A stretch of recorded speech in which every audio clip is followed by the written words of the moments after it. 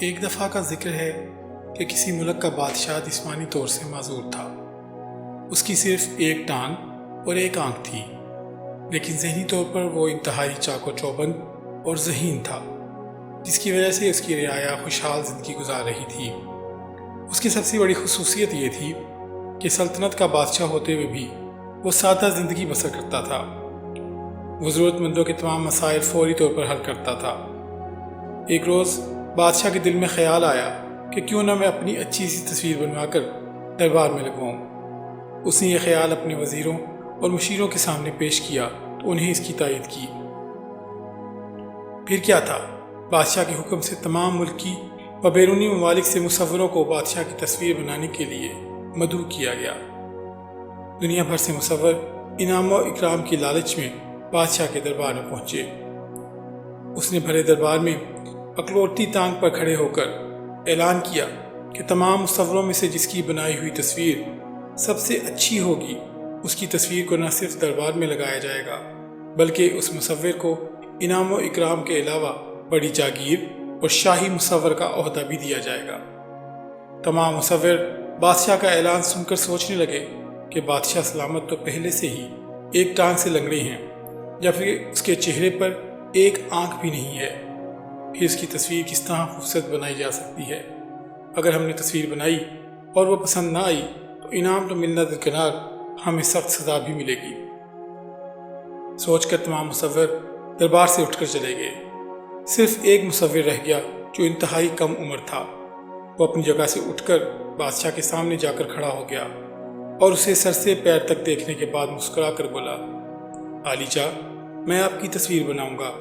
مجھے یقین ہے کہ میری بنائی ہوئی تصویر آپ کو بے حد پسند آئے گی۔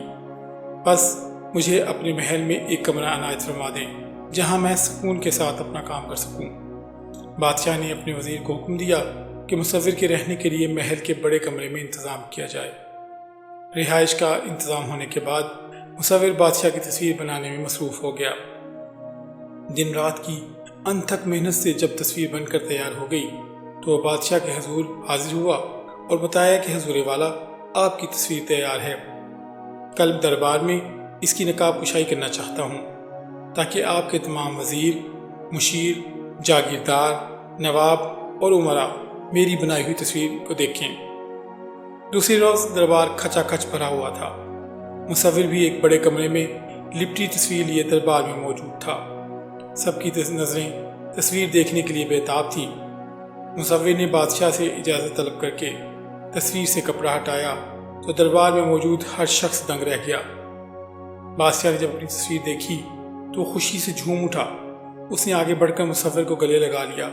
مصور نے دکھایا تھا کہ بادشاہ ایک پیر موڑ کر زمین پر بیٹھا ہے، دونوں ہاتھوں میں بندوق ہے اور وہ ایک آنکھ بند کر کے سامنے کھڑے شیر کو نشانہ بنا رہا ہے۔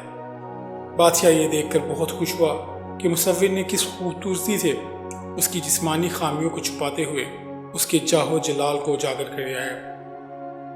اس نے وعدے کے مطابق مصور کو انعام اکرام کے علاوہ بڑی جاگیر بھی عطا کی اور اسے شاہی مصور کا عہدہ بھی عطا کیا۔